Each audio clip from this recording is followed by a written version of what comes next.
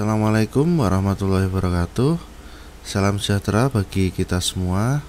Kembali lagi bersama saya Muhammad Sadat. Saya adalah mahasiswa Universitas Terbuka dari UPBJJ Kota Semarang. Pada video kali ini saya akan mempresentasikan hasil praktikum kedua pemrograman berbasis web.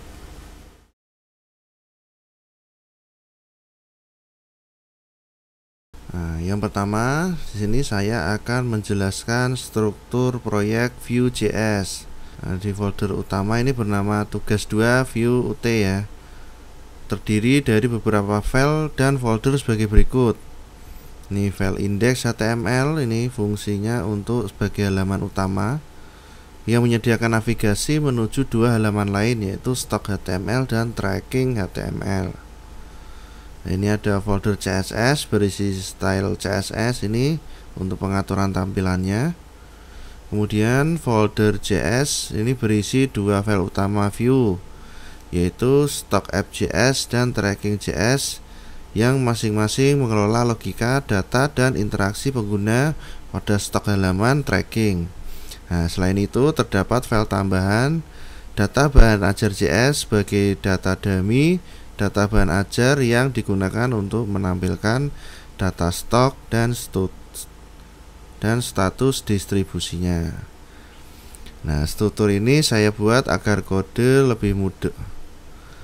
Nah, ini struktur yang sudah ditentukan ini memang dibuat agar lebih modular, mudah dipelihara, dan sesuai dengan prinsip separation of concern dalam pengembangan berbasis framework. Jadi selanjutnya bisa dikembangkan gitu.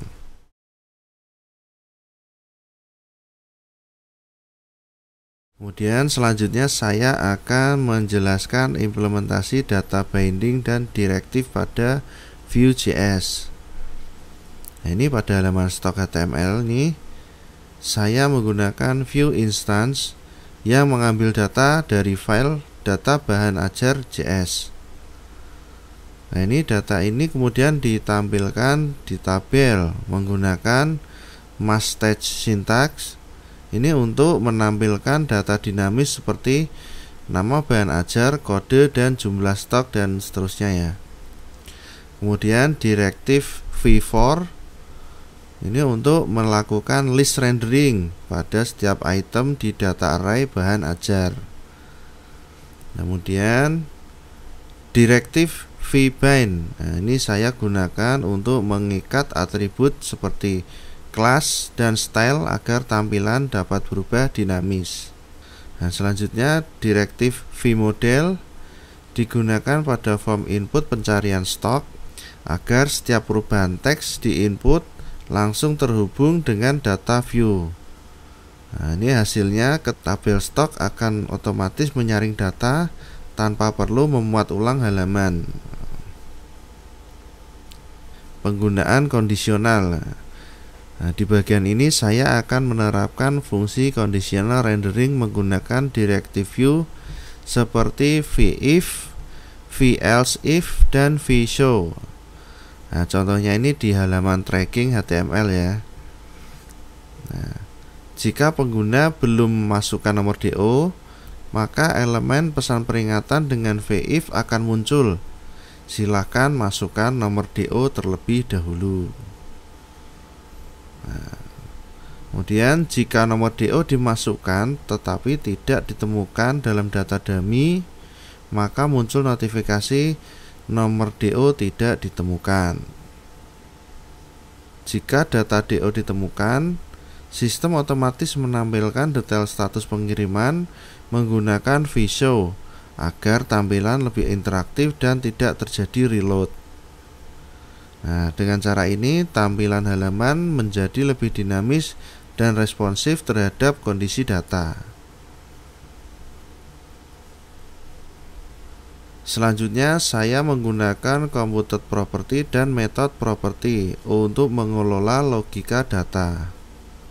Ini computed property saya gunakan untuk menghitung total stok bahan ajar secara otomatis dari data array. Jadi setiap kali data stok berubah, nilai total akan terupdate tanpa perlu pemanggilan ulang fungsi. Kemudian metode property digunakan untuk menangani event seperti pencarian data, validasi input, dan reset form. Nah, dengan pendekatan ini performa aplikasi lebih efisien karena view hanya menghitung ulang data yang berubah atau reactive system. Di dalam file stock app.js dan tracking app.js, saya juga menerapkan dua watcher untuk memantau perubahan data. Watcher yang pertama memantau input pencarian stok, sehingga setiap kali pengguna mengetik, data pada tabel otomatis menyesuaikan.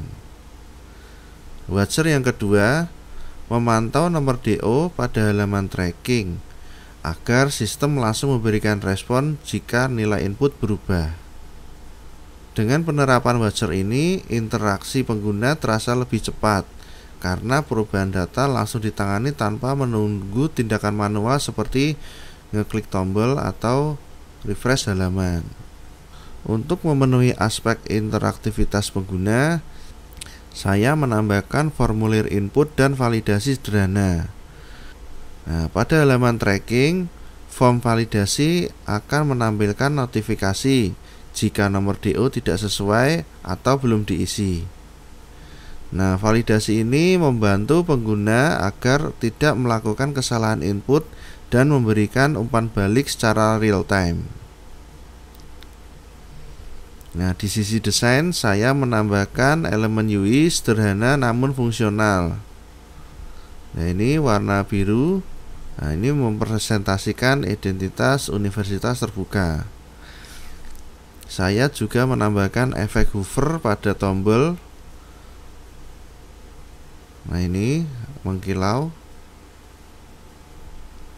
Nah, ini tabel interaktif dengan highlight baris dan animasi ringan pada hasil pencarian dan status tracking. Tujuannya agar tampilan lebih bersih, nyaman digunakan, dan mudah dipahami oleh pengguna dari berbagai perangkat. Nah, ini ada animasi kecil seperti ini. Oke. Demikian video praktikum 2 pemrograman berbasis web, yaitu implementasi Vue.js pada aplikasi Sita. Terima kasih yang sudah menonton. Mohon maaf apabila ada kekurangan. Saya akhiri. Wassalamualaikum warahmatullahi wabarakatuh.